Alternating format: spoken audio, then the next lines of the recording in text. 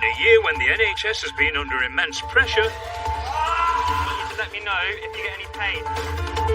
They look great. How much do you sell these for? in the heart of Yorkshire, You see, he's got a little mouth. Are you alright here? a dedicated team is working around the clock. Nice deep breaths. Really well. You can have a look in your ears to see if we've got any treasure in there. So when you're ready? I think we're ready. They're with us for our most vulnerable moments. Very, very painful now. She's really struggling. I need you to stay still, darling. Like I'm in labour. Facing life and death, trauma and tears, supporting each other through the toughest shifts. Are you alright, though? You're doing really well. Keep going, lass. Keep talking or singing out the stress. I've heard my singing. It's enough stress for anybody. How would you feel if I said you could go home? I'd be a legion. This is Casualty 24/7. That's going to be wonderful at Barnes Hospital.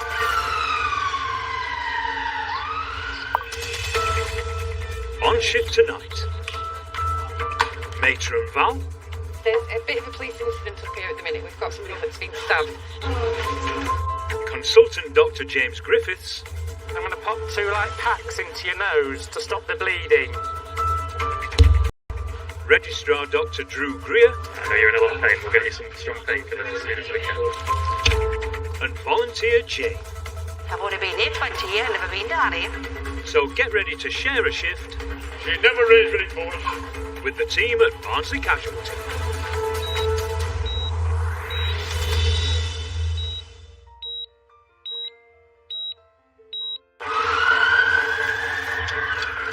The NHS has been put under strain like never before.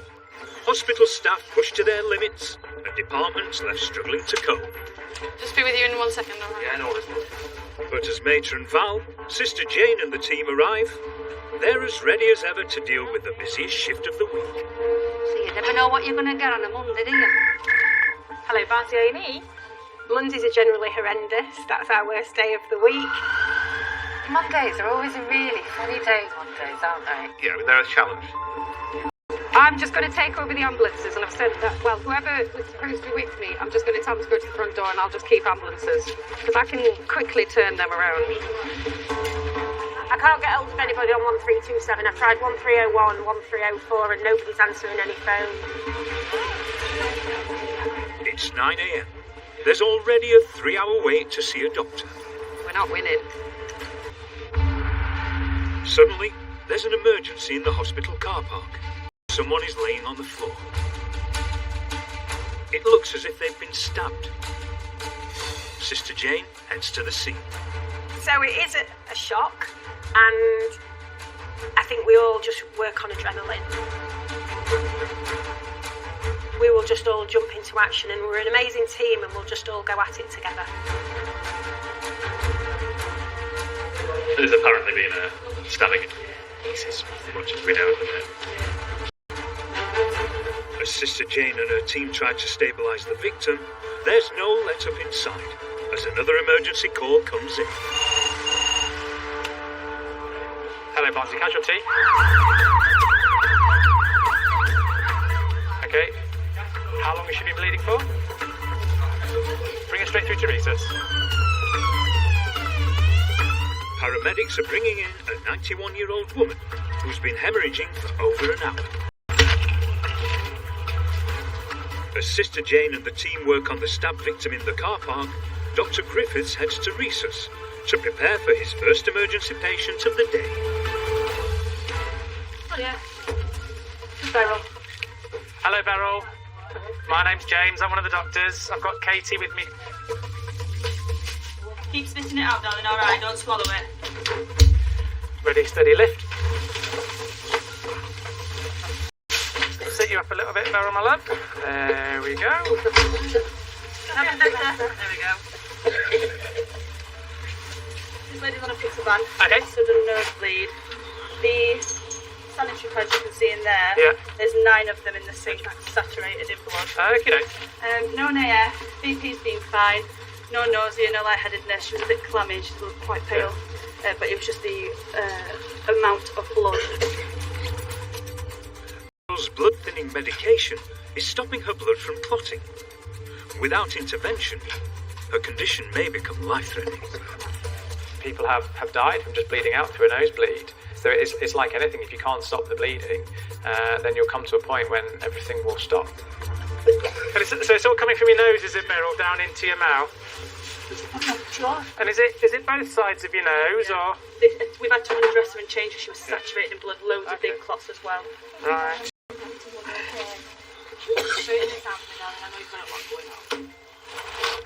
Dr. Griffiths needs to stop the flow immediately.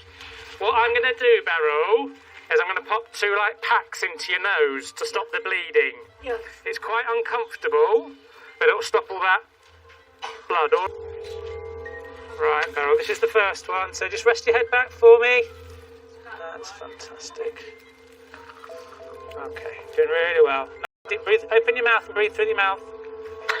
That's it, keep your mouth open. It is one of the most painful things we do to patients within the emergency department, unfortunately. It really does make their eyes water. It's one of those necessary evils, I'm afraid, in order to stop the bleeding. Doing really well, sweetheart. Come on, mate. Oh, there we go, an absolute superstar, well done.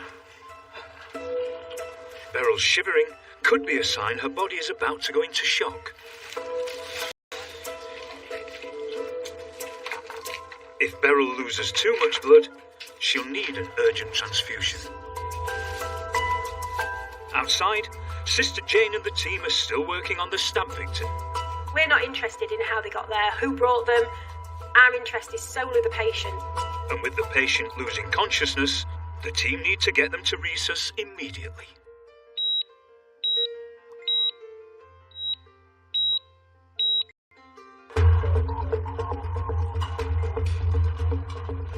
At Barnsley Casualty, staff have rushed to an emergency in the car park.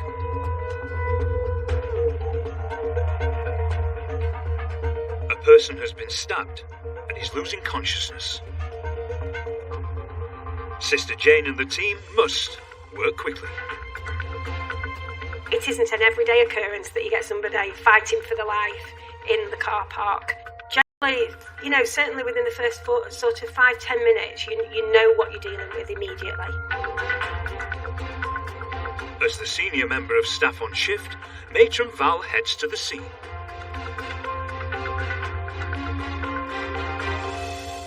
The police declare the front entrance a crime scene and cordon it off. When they initially said we're closing your department, I was like, you're absolutely not closing the department. We need to keep our front door going. If the front door is shut, patients can't get in. Consultant Dr. Dave Walker and Matron Val need to find a solution.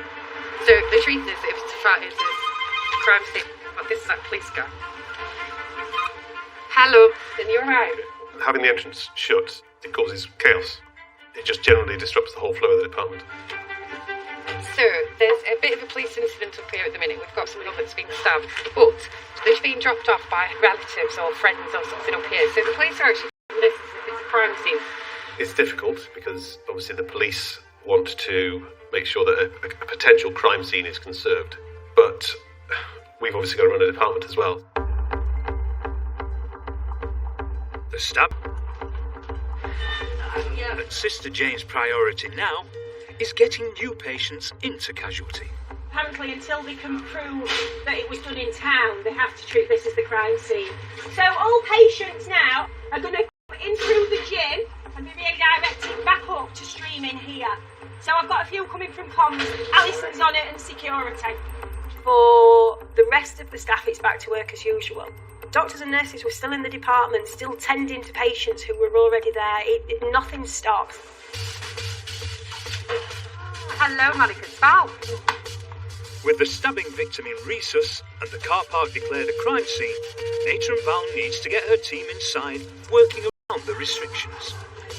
Can we send isolated head injuries to Green? Can you do me a favour? There's a patient down here in cubicle 2. Can you go up to Green, please? Thanks, Pat. Bye. We're always open, but I don't know who's going to come next, and I don't know if there's going to be a sick child that needs us or if there's going to be a really sick adult, so that's why it's so important to keep our door open, and that's why our door is open 24/7. I'll come to you if you want to go in. Just bear with me and I'll come to you as soon as I can.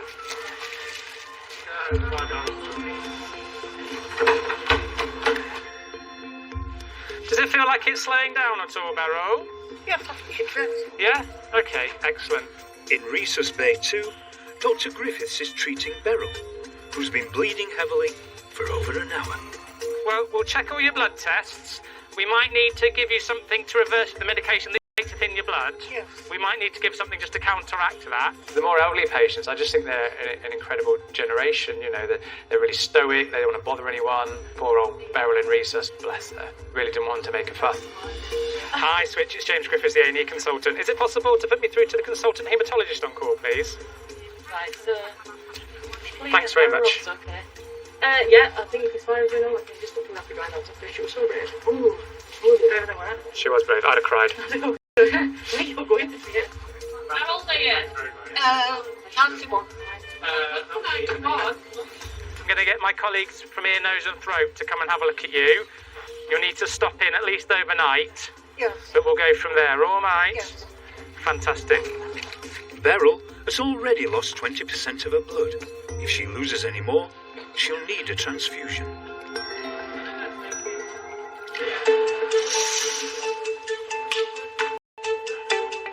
It's only mid-morning, and already Sister Jane and the team are under incredible pressure. Hi, lovely, it's Jane downstairs in A&E, one of the sisters. Minette. The police have closed the main entrance to walk-in patients, but emergencies can still arrive through the ambulance bay.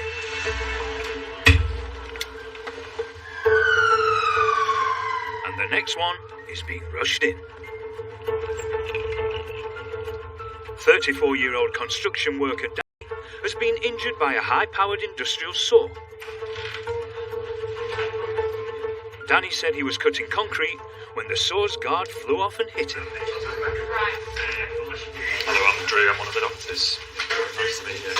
Can I have a very quick look at your face, sir? We'll give you some strong painkillers.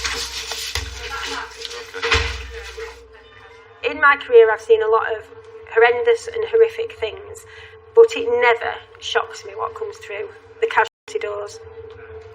It is an accident and emergency department, so you are going to see the worst of the worst. All right. What we'll do, we'll put some proper dressings on, get you some painkillers and things, and get you to have a look at. Dr. Greer needs to assess the full extent of the damage.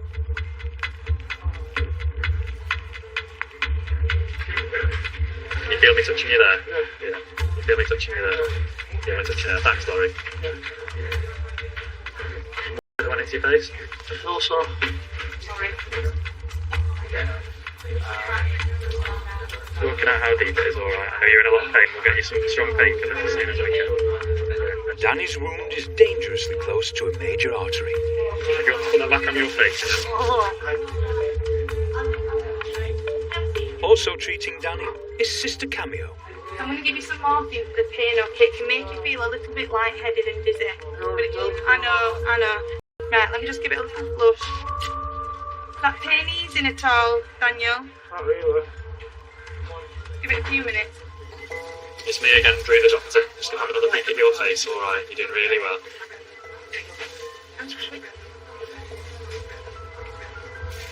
A little bit stingy. Danny's injury is so severe, he'll need to be urgently assessed by a specialist face and jaw surgeon.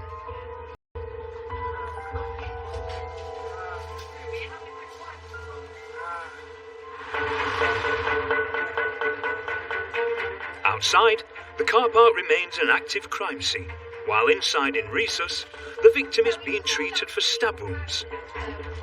Hello, little cherub. You alright? In the hub, Matron Val is also battling the department's backlog of patients. Hello.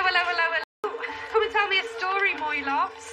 Oh, this is horrible, isn't it? You can't hear us, can't talk to you, so just bear with me. Yeah. And I'll be back in 1 minute. This lady can't hear me, so how am I supposed to communicate with her when she can't hear me? Only trouble is, Doris, you get to see my face. There you go. Exactly. Right, lovely. Another one. Me? No, I'm the same one. No.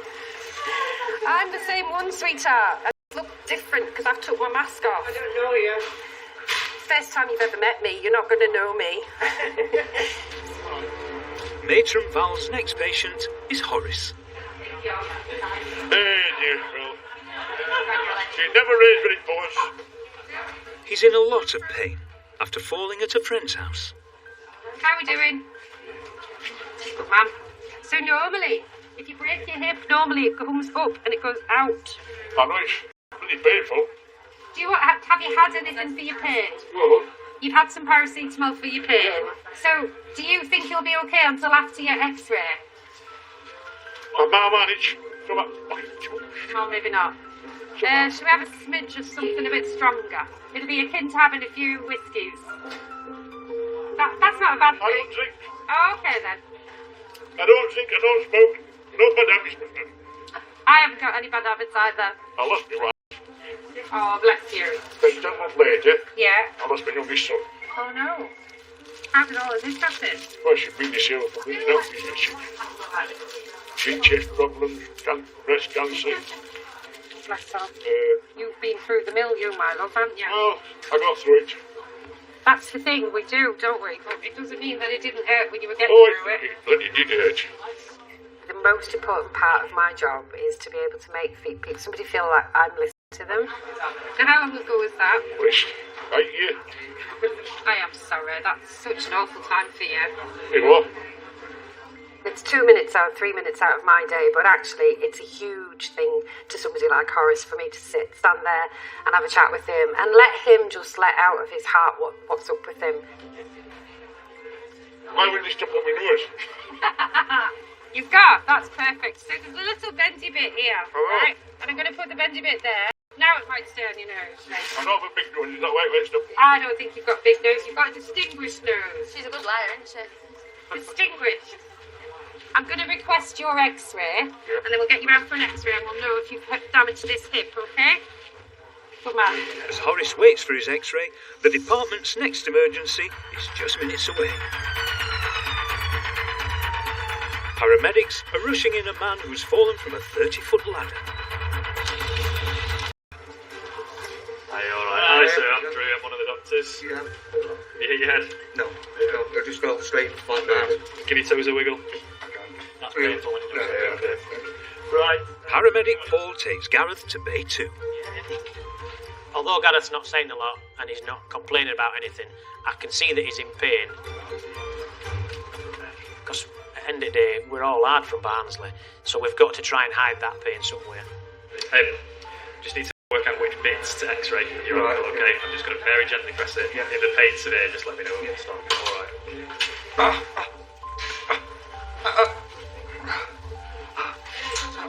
We become immune to shouts of pain or screams. It just gets drowned out by what you're focused on. It doesn't mean that you don't care. Alright. Yeah, I'm not going to prod there. Slowly. We'll pop a little needle in your hand so we can give you some pain.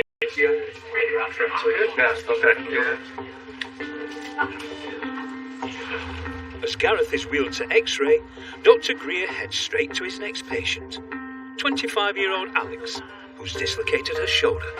At the gym, we handstand walks. Have you dislocated it before? Never. It sometimes slips, but goes back in sometimes, but it's never gone out completely. Unbelievable pain, this. Dr. Greer needs to manipulate Alex's shoulder back into place, but it's a painful process. This is hand drugs, and it's only as good as the person who's using it. Alright, and that's you. Okay?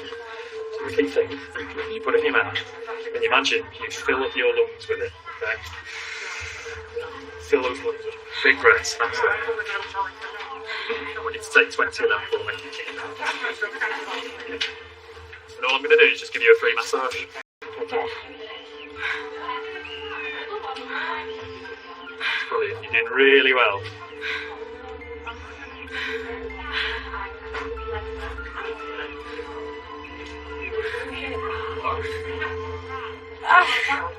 The pain is proving too much for Alex.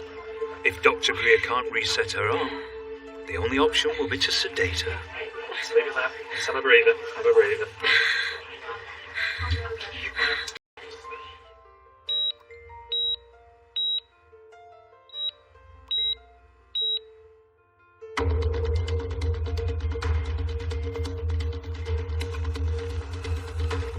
police are on the scene at Barnsley Casualty.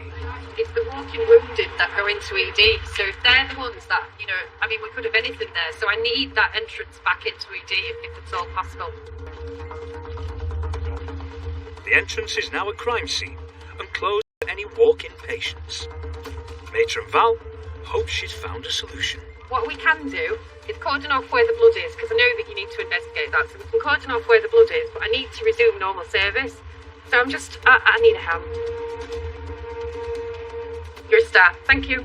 Val and I work closely together as lead consultant and nurse manager. Val's definitely a really strong character to have in a crisis like we're facing at the moment. We use each other's strengths, I think, to solve problems, and I think together we have got we've got a strong united front. In Bay 4, Sister Cameo is treating construction worker Danny. Just going to put this on really loosely, Daniel, just so then it stays in place, okay? I'm just going to give you some antibiotics. Are you happy if it goes over your eye a little bit? It's just to hold it in place, just whilst I come and see you so you don't have to hold it. I'm sorry. He was injured by an industrial saw, which left a wound 14 centimetres long and over a centimetre deep. The major artery has been narrowly missed. I won't let you leave like this, but for now. Thank you. Just so then it stops the bleeding, Aaron. Just don't get infected. Just gonna pop a little bit of tape on our eye. Right, we'll just keep it like that for now, alright? Is that okay? You're welcome. Got a young chap who's had a sore to face, has a good go in sort of a couple of facial lacerations. I think probably needs to take to the theatre. Dr. Greer needs to find a facial specialist to urgently treat Danny. We'll send him an ambulance to I1, is it still? Yeah. Grand, lovely, we'll get him across. Thanks ever so much, Phil. Alright, we're going to get you across to Sheffield, because that's where the maximum facial doctors are based. Okay, so to get the best result, to get this done properly, I'm going to get you in an ambulance and transfer you across. I think that was your mum on the phone speaking to one of my colleagues, so she's just been given an update as well. Alright, okay, we'll get you sorted. Danny spent 4 hours being operated on by a team of maxillofacial surgeons. He's now back at work, but will need to return to hospital to be seen by a plastic surgeon.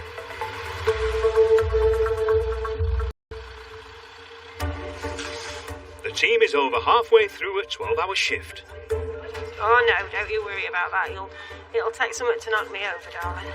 Running the minor injuries walk-in clinic is nurse practitioner Jo, and her first patient is Nigel. Hiya, Nigel. Just have a seat on here for me. Well, I was washing pot. The glass has come out well, and it's still stuck in. Oh, is it? A man washing up. Wow. I know. First time for everything, isn't it? Yeah, just take that piece of paper for you, thank you. And what job do you do? Gardener. Safe for doing gardens than it is. Then what you do? Whoever knew that was going to be. Do you want to just take that tea towel off slowly? We've got some gauze. It's stuck to it. Stuck to your glass? Yeah. Oh, yeah. Oh, wow. Well, normally we have an x-ray to make sure it's in there. Well, I can see it's in there. What I can do is a little injection to numb it, to do it. Or I can give you something that you breathe in that'll make you feel more relaxed. You'd rather have an injection? Yeah, just in a minute. Okay, because you're a man, and in my experience, men faint a lot. So I always lay you down so you're more comfortable. Yeah. And also, if you start to feel unwell because of what we're going to do, then I don't have to pick you up off a floor. It's better to have them laying down, and then if they do start to feel unwell in any way, I know they're already lying down because a lot of them are too big anyway for me to pick up and get onto a couch. So have a seat onto here for me. I can't really remember many women fainting. Unfortunately, men do faint more than women. Yeah, sexist as it is, it's men. Oops. It's a man thing, and it's something that they can't control really. So we'll give them a bit of sympathy. I think it'll come out quite easy actually. I hope so. It'll get you out of washing up for a weekend. That's Yeah. Just want you to just rest your hand on here. Think of something nice. A nice holiday somewhere, or Something nice. This is the worst bit, okay? So just a little sharp scratch. Oh, sting, bee sting. It'll start to numb it. You're being very brave. I'm hoping it comes out in one piece. Right, is that numbing a bit, do you think? Yeah, because you can't feel it when you... You're not feeling that? No. Think of Salou, think of something nice. Voila! Yeah. Oh, well, that wasn't as bad as I thought. No. Removing a piece of glass from somebody's wound, and it's like finding treasure or finding a piece of gold, isn't it, when you actually get it out and the patient's so pleased and, you know, appreciative of what you've done to get that out. But as a practitioner and a clinician, it's so rewarding as well. Right, put that like that. That's it. You don't want this piece of glass, do you? No. As a souvenir. No, not at all. All the washing up has been removed.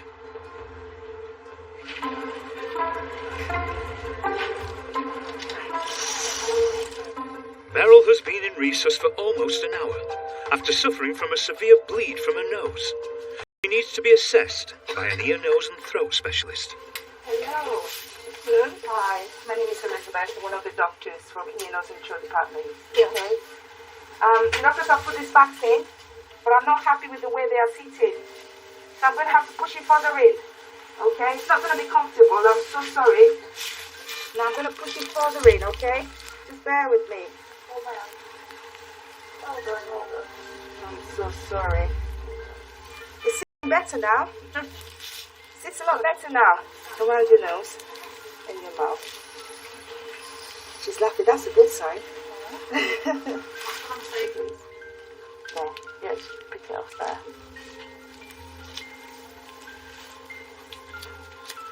You're stopping with us, I'm afraid. We'll keep an eye on you. Yes. We'll give you some pain relief. You should feel more comfortable afterwards, okay? Yes. I'm sorry I did that to you. I had to. Beryl needed a blood transfusion. 10 days later, she was discharged and is recovering at home.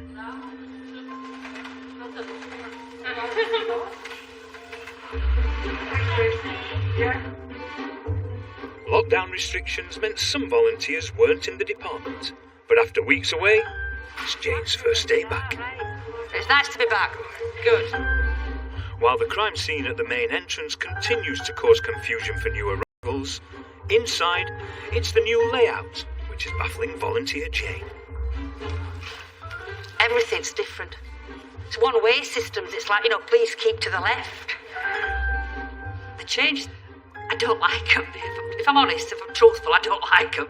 See, there's areas that I've never been in. I've only been here 20 years, I've never been down here. It's just so spread out now that I'm walking miles each day from one end to other. There's a long walk for the waiting room for patients as well. That's actually just what I do like it. Yeah, but if they can walk from there, then, They're probably all right. That's a marker of how well they are. If they can walk without collapsing from waiting room to here. Yeah, what about outside area? Yeah, what do you do out there? There's a netball kit. A netball. That's it, then we'll have to have a look at this netball court.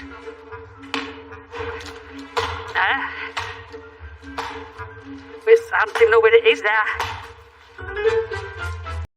Oh, yes! Oh, but I can't do that again, can I?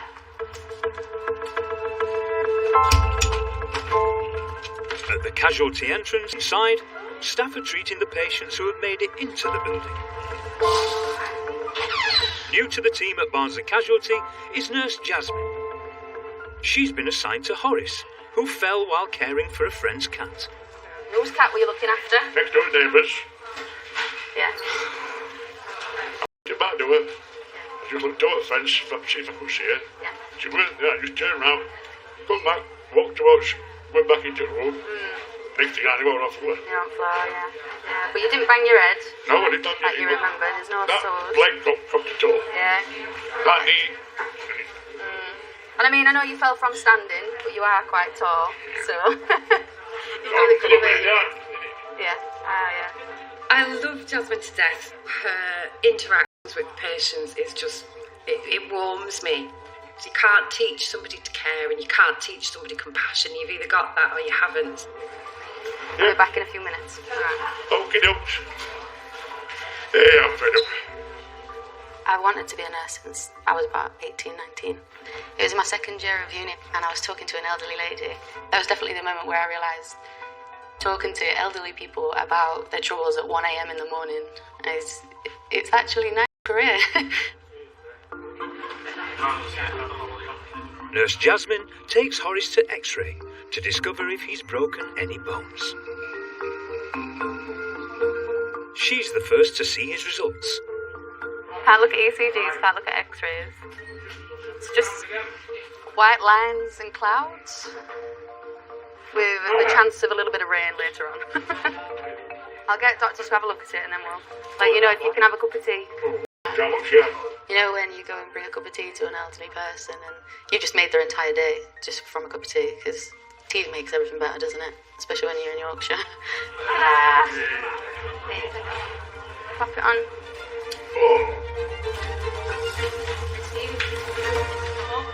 With Horace now refreshed, orthopaedic doctors Hannes Salib and Gunnar Patcher take a look at his leg. Which leg is painful? Which one? This one. When you're doing that, where do you feel the pain? Hey, doctor, here. Can you wiggle your toes for me? Just. So you had some X-rays done. You cannot see an obvious fracture or break. No, the X-rays are fixed. So we're ordering more investigations, more X-rays and scans to see if there is any subtle breaks in the bone, and we'll take it from there. Okay, sir? Yeah. Once we have the results, we'll let you know what's happening. Any questions for us? Nope. Okay, sir. Okay. Okay, all the best for you. As long as I get put back together, I'm not bothered. Been in hospital for 2 days. He's now home and keeping an eye on the cat from the safety of his window.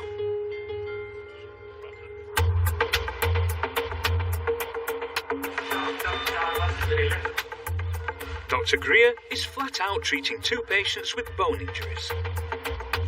Alex dislocated her shoulder doing walking handstands at the gym, and Gareth had a suspected leg fracture after falling from a 30-foot ladder.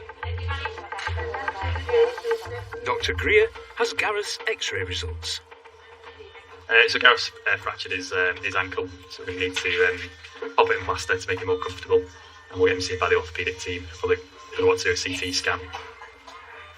So I think your suspicions are right. You have broken it. We'll chat to the orthopaedic team. Before we do that, though, we'll put it in a nice plaster, just because it's a bit of a... So make it more comfortable for you.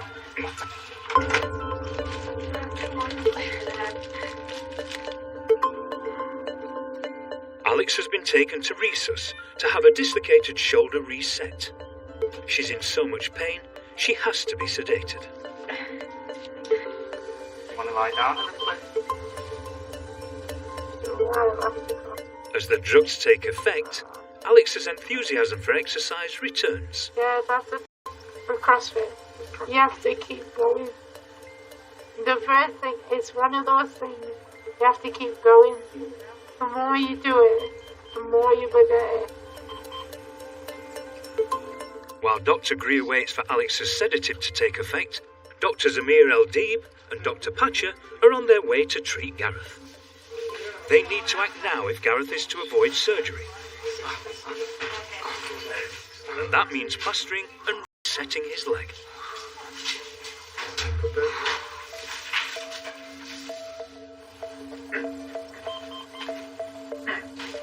In Resus, Alex is now sedated. Dr. Greer needs to manipulate her shoulder back into place. Put your head back onto my hand. You want to take your hand.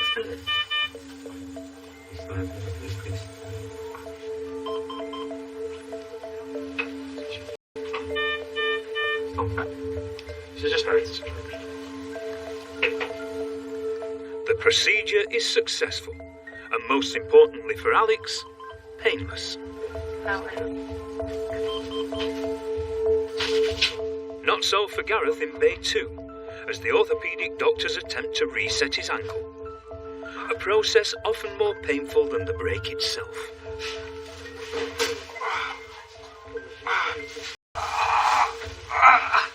If it's not successful, he'll need surgery.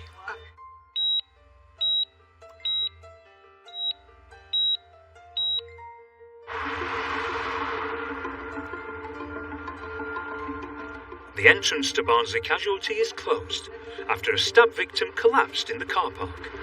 I haven't actually seen the blood, to be honest, because there's a cordon, so I haven't gone past it. But Matron Val and Dr. Walker have made a breakthrough. Oh, tape's coming down. There's been a conversation with scenes of the crime, and they've reduced the size of the crime scene, so that's why the police cars are parked there. But we can now use our entrance again, which is good news. Dealing with a situation like this one makes me really proud of the team, that they just pulled together and sorted it. I'm absolutely elated because the door is open now, and I know that the patients coming through now will be seen, so it's all good.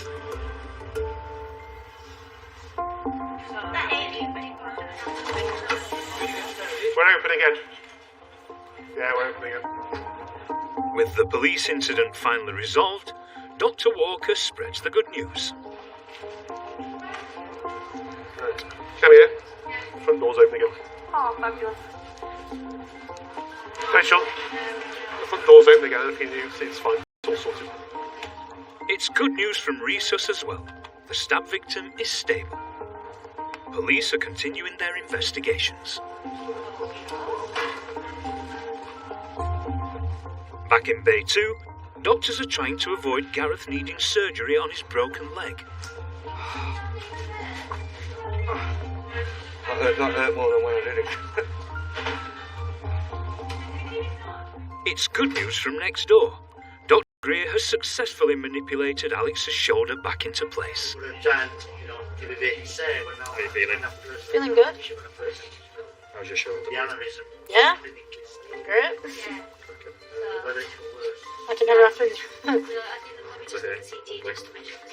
I'll definitely try handstand walks again when I've 100% recovered and stronger, and you can't be weak in it, so you can't be scared of it, so I'm definitely going to try it again. All smiles now instead of tears. Despite the doctor's best efforts, Gareth wasn't as fortunate and needed reconstructive surgery. He had 2 operations and spent 9 days in hospital. He's now recovering at home. Just 2 hours after arriving, Alex is discharged. She was back in the gym the next day. A new casualty layout, and she stumbled across an old friend. T-trolley has now been commandeered for importers' business. It's doing its bit for COVID-19, the T-trolley. It's helping the nation. Or Barnsley Hospital, Second only to the T-trolley is the department sweetie drawer. Sweetie drawer is very important. It's important for morale and to keep your energy levels up. So we've got some sweets in here. Let's see if we can distribute these out. Sweeties. Yeah. Put some Kit Kats and some mini crisps in sweetie drawer. So with some Haribos.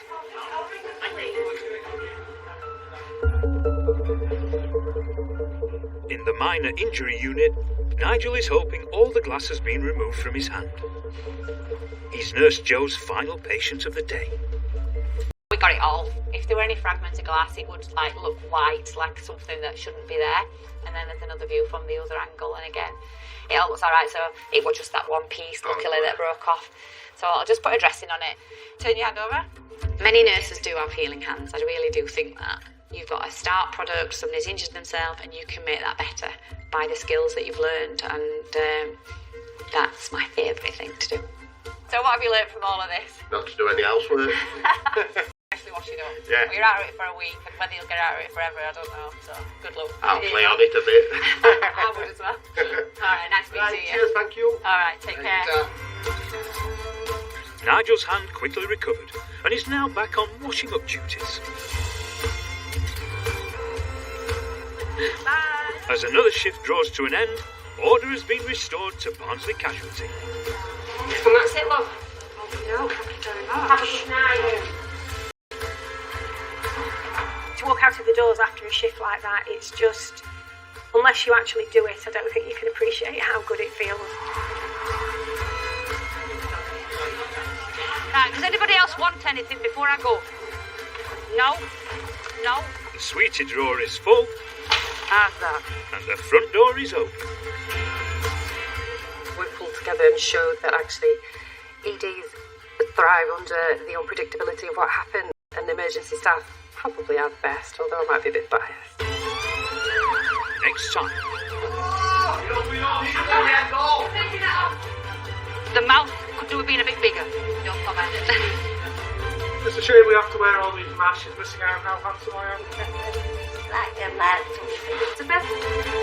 Casualty 24/7 is back on Monday the 18th of October at 9, because at 9 next Monday here on Channel 5 we delve into an infamous and shocking true crime in the abduction of Leslie Whittle. Next tonight, facing danger on the front line, it's new Police Code Zero, Officer Under Attack.